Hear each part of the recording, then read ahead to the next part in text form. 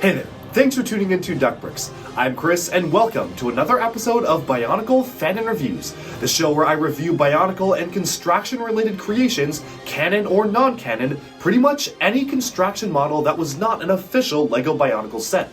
These range from the canonized 2005 Dark Hunter and Rocky builds to the more recent TTV Canon Contest builds, and now even more recently, the Duckbricks Fanon Contest winners builds, as well as just a plethora of different MOCs and random non-canon builds. Really, if there's a Bionicle build that catches my eye and has instructions for it out there, I will build it and review it for this channel. So if you're a longtime fan of the channel, you may know that this is one of our oldest ongoing series, and I plan to continue it until there are no more Bionicle models to review, which shouldn't be happening for a very long time.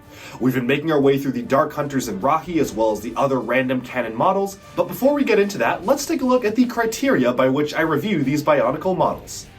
For every Bionicle Fanon review, I rank the builds by 4 key points. Number 1 is posability. Can the model get in good poses? Can it support its own weight? And can it hold the weight of its own weapons, or is it just falling over?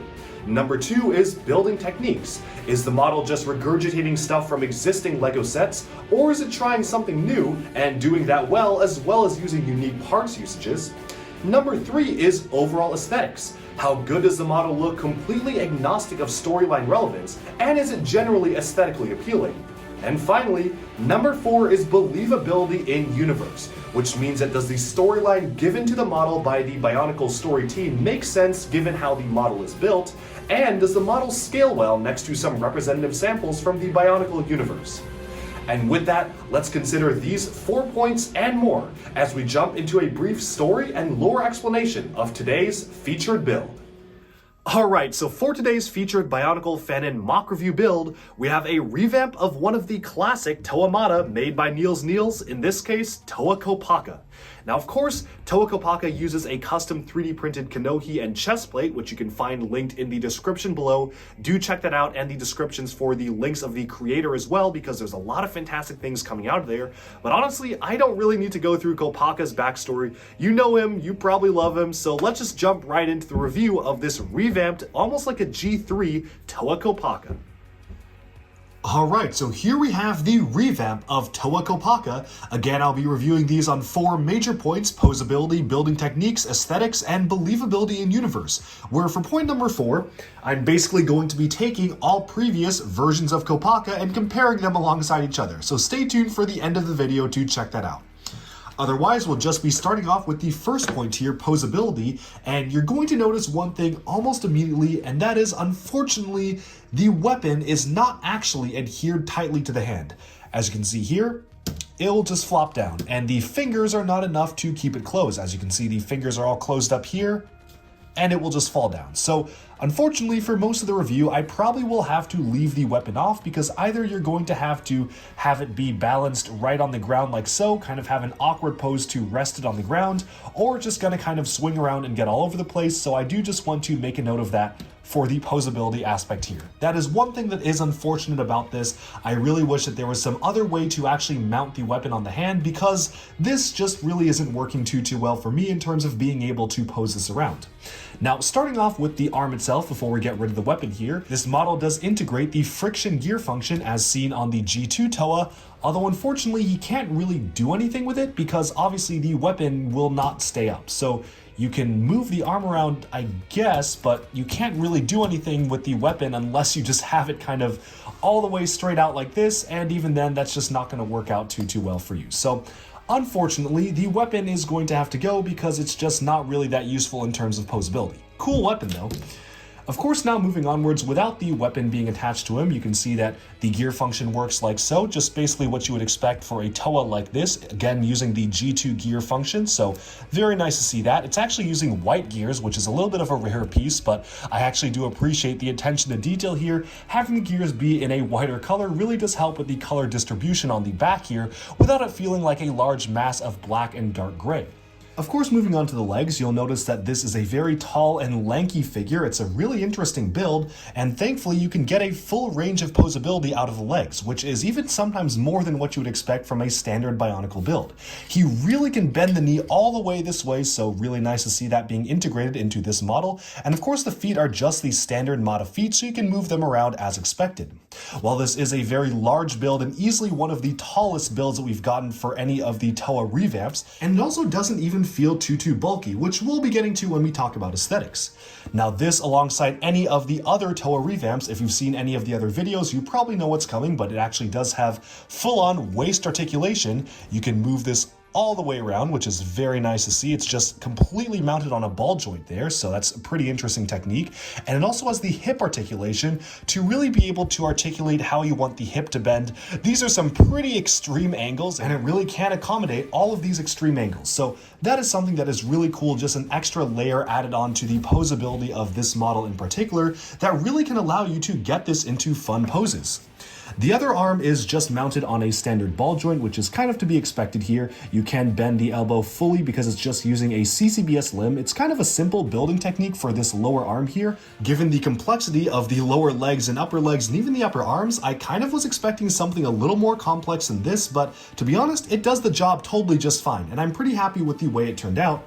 The hand itself uses a pretty cool building technique for the fingers here. It's going to eat up your supply of these Exoforce robot arms, but it definitely is worth it. The way that it's mounted is that he actually has all 5 fingers, so that's kind of a cool addition to see here, a fully posable and articulatable hand in terms of posability. And of course, for the head itself, you basically just have the standard amount of posability. You can really just get this all fully posed up, which is a very nice addition to see. So I do appreciate the way that this is done. Now you may notice that there's an additional feature here on the back. The skis on the back of the figure can sort of be moved around, but they can also be removed for use in the feet, so that's a really nice addition as well, which we'll be getting to in just a little bit.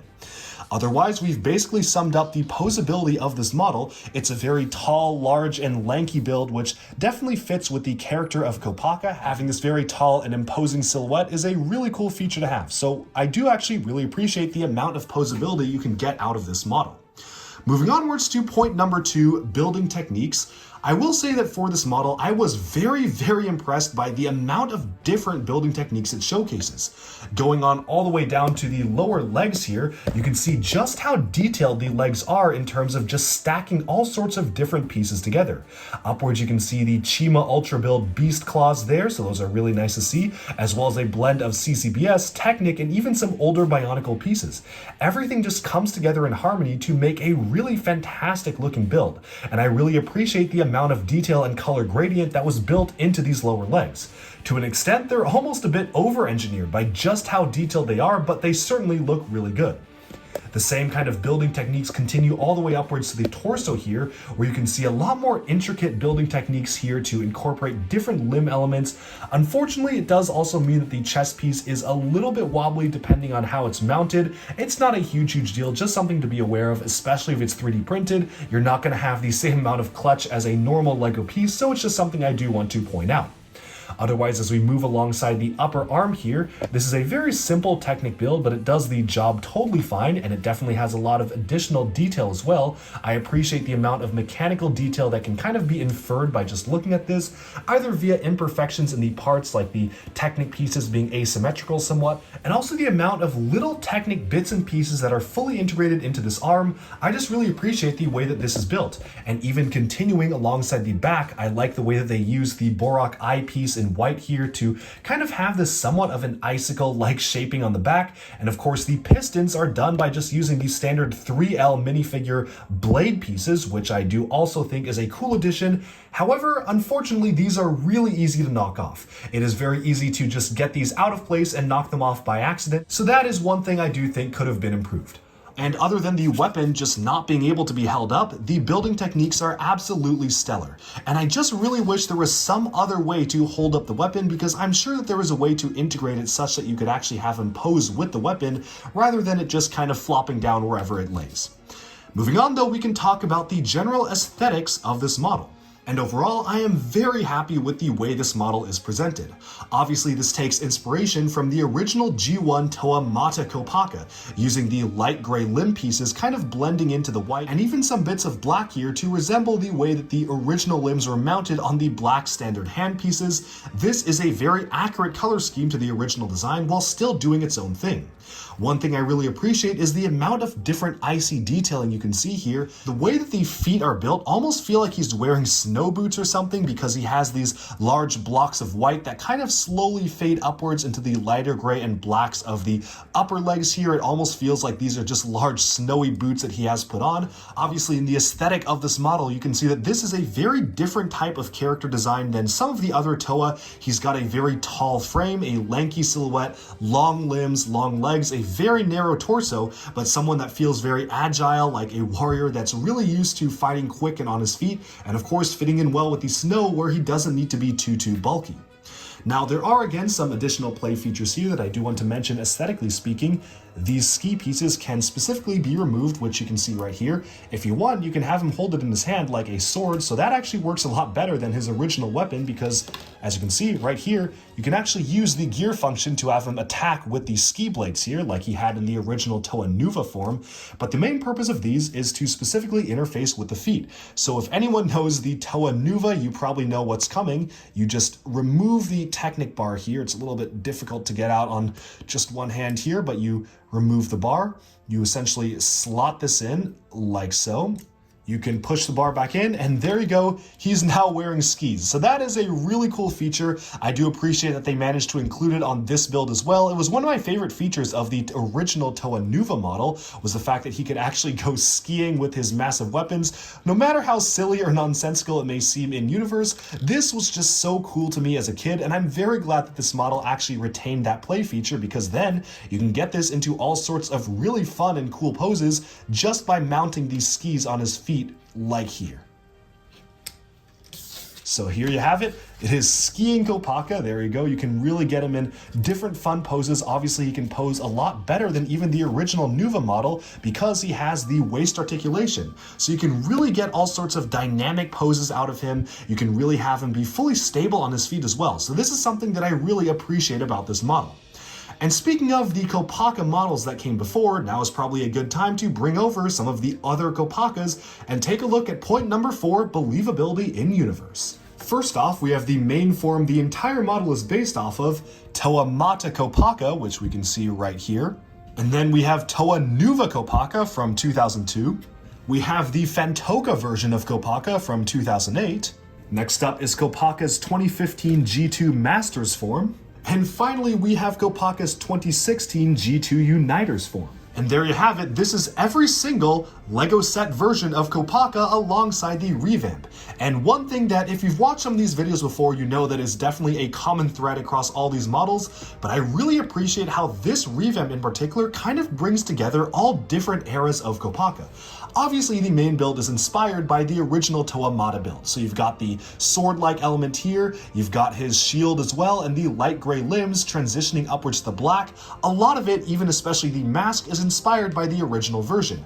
But that's not all, because this is arguably one of the most loyal to all iterations of Kopaka throughout the entire history of Bionicle, drawing direct elements from many different models. Obviously, the skis in the back here are taken directly from the 2002 Toa Kopaka. They even use the exact same foot technique to mount the skis to the feet, which is a really nice addition.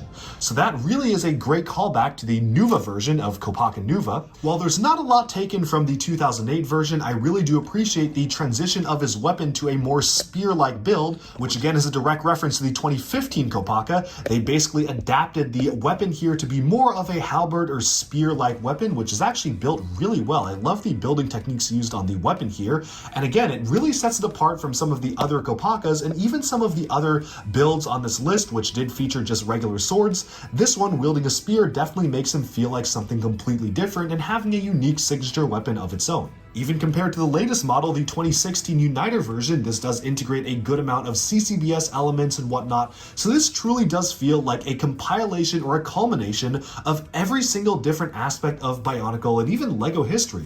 You've got LEGO system bricks, standard Technic, a lot of G1 pieces, G2 pieces, everything just coming together in near perfect harmony with a model like this. And so, for believability in universe, I'm just going to give this one a 10 out of 10. I love how this model in particular truly bridges together all different aspects of Bionicle builds and Bionicle history, and seeing different parts of Kopaka come together to truly make the best version of the model is a sight to behold. Of course, though, it's now time to talk about some of the other aspects of this model, so let's set these guys aside and just focus in on the main revamp build. So first of all, with point number 1, posability, I'm gonna be honest, it's gonna get a lot of dings for not being able to hold up the weapon. I can think of maybe a few ways that could have potentially compromised on aesthetics, but at least allowed him to hold the weapon upright. And unfortunately, he cannot do that at this point. So that is a major con to me, easily going to take off a few points of that, because I do honestly feel like it's important that Bionicle builds like these can wield their weapons fine, they can actually use their weapons in action sequences. This, unfortunately, cannot be wielded unless you actually are very creative in terms of letting it rest along his legs or rest on the ground or having the tip rest on the ground. Just not a situation that you really want to be dealing with an action figure-like hero, especially if you want to consider this being a play function as well as a buildable character to display. It just doesn't work well either way because it's hard to display in an action pose with this, and obviously the action feature of the gearbox is kind of useless without him being able to hold the weapon. Otherwise, however, the posability is quite good. I love the integration of not just waist articulation, but also the hip articulation, which is very much a surprise but a welcome one. I also really appreciate the amount of articulation you get out of the knee and feet elements. And of course, seeing the 2015 gearbox reappear is a great sight to behold, because that was one of my favorite parts about the G2 builds, was the gearbox with friction, which I feel is something that Bionicle figures were absolutely missing in years prior. All in all, I think for posability, it's gonna get a 6 out of 10, mostly because that weapon can't be held up. In previous reviews like Toaliwa, I gave him a 7 out of 10 for at least being able to hold the weapon up, but still having the weapon slip and fall down, so I feel like this deserves at least 1 point off more than the previous model, because you can't even get him to hold the weapon up normally, much less use the gear function with it.